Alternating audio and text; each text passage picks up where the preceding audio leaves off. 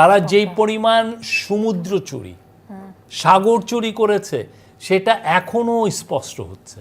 ব্যাংকগুলো ওই সময় তাদের যে ডিফল্ট লোনগুলো ছিল হিডেন রাখতো, এবং এটা কেন, এটা কারণ হচ্ছে যে সেই আগের যে চুরি হয়েছে তারা তো টাকাগুলো ফেরত দেয় নাই। সেই বছরে এসে এটা হয়েছে 21% পোভার্টি রেট।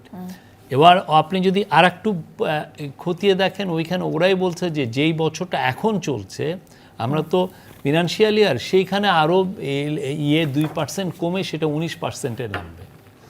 এটার কারণ হচ্ছে যে যেই ধরনের চুরি চামারি, যেই ধরনের ডাকাতি করে গেছে শেখ হাসিনা, সেটার এখনও আমরা বলি দিচ্ছি, সেটার এখনও আমরা বলবো কি যে আমরা এটার বড় রকমের আমাদের ইকোনমিতে সমস্যা করেই যাচ্ছে। আপনি দেখেন ব্যাংকগুলো ওই সময় তাদের যে ডিফল্ট লোনগুলো ছিল হিডেন রাখতো।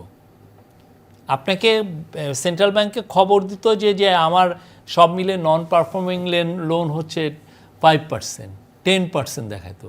কিন্তু এখন এই যে নতুন যে নিয়ম করাতে এখন দেখেন এটা বেরোচ্ছে যে ব্যাংকের, বাংলাদেশের এখন ব্যাংকের নন পারফর্মিং 30%-এর উপরে, 30-35%-এর মতো। এবং এটা কেন, এটা কারণ হচ্ছে যে সেই আগের যে চুরি হয়েছে তারা তো টাকাগুলো ফেরত দেয় নাই। সেই টাকাগুলোর কারণে এখন আমরা বলছি যে না, তুমি অ্যাকাউন্টসটা ঠিক মতো মেনটেন করতে হবে, তোমার বুকসগুলো ঠিক মতো আমি যেন দেখতে পারি।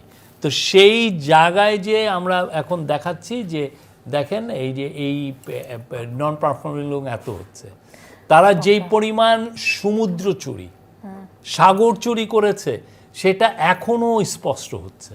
আচ্ছা, সো এই অনেক মানে উন্নতি হওয়ার পাশাপাশি সাম্প্রদায়িকতাও বেড়েছে কিনা, এটা একটা বড় প্রশ্ন হয়ে দাঁড়িয়েছে। এবং আপনিও নানা সময়ে এই বিষয়ে কথা বলেছেন, বিগত সময়ে মানে সংস্কৃতি চর্চার জায়গায় বাধা দেওয়া হচ্ছে কিনা, বিশেষ করে বাউলদের উপর যে হামলা হয়েছে সেটার পরে তো এটা আরও বেশি মানে সকলের মনে প্রশ্ন আসলো এবং দুইটা ভাগ হয়ে গেল আসলে সমাজ।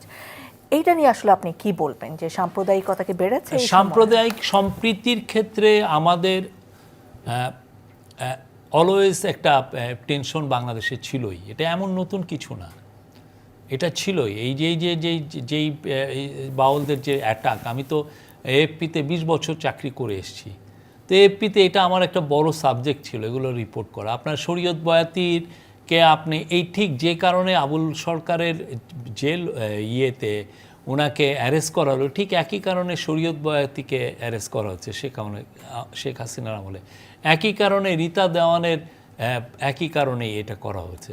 এবং এই জিনিসগুলো হয় কি যে ওনারা যেভাবে বিষয়গুলো ইন্টারপ্রেট করেন সেটা অনেকে যারা লিটারেল নেন ধর্মকে, তারা এটাকে নিতে পারেন না, ফলে এই টেনশনটা তৈরি হয়। তো এই জায়গায় আমাদের সোসাইটিতে গ্রেটার আন্ডারস্ট্যান্ডিং লাগবে। এটা হঠাৎ করে আপনি এটার কোনো রেমেডি নাই। এটা আপনার কি মনে হয় না তাহলে বেড়েছে? মনে হয় না, এটা আপনি মনে আছে আপনার শেখ হাসিনার আমলে আমি নিজেই তো রিপোর্ট করেছি সেই 2016 সালের জুন জুলাইয়ের দিকে 15 জন সুফি খুন হয়েছে। সেই সময় মাজার অ্যাটাক হয়েছে, মাজারে কল্লা শহীদের মাজারে 3 জনকে জবাই করা হয়েছে। খিজির খান ছিলেন একজন পীর সাহেব ঢাকার মধ্যে, তাকে জবাই করা হয়েছে। এইখানে স্বামী বাবু একজন ছিলেন, তারা একটা সিনক্রেটিক গ্রুপের মেম্বার, ওই যে আল্লাহ আব্বা ওনাদের মেম্বার, ওনাদের 6 জনকে ওনার বাসায় পিঠ মোড়া করে জবাই করা হয়েছে। তখন কি এই কাজটা হয় নাই? হয়েছে তো।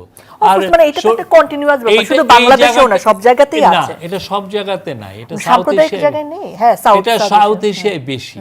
কিন্তু কথা হচ্ছে যে এটা নিয়ে যেই আন্ডারস্ট্যান্ডিংটা দরকার, যে গ্রেটার আন্ডারস্ট্যান্ডিং, সেটা আমরা তৈরি করতে পারি নাই। সেটা এই সরকারকে চেষ্টা করছে, এটা এই সরকার যথেষ্ট চেষ্টা করছে।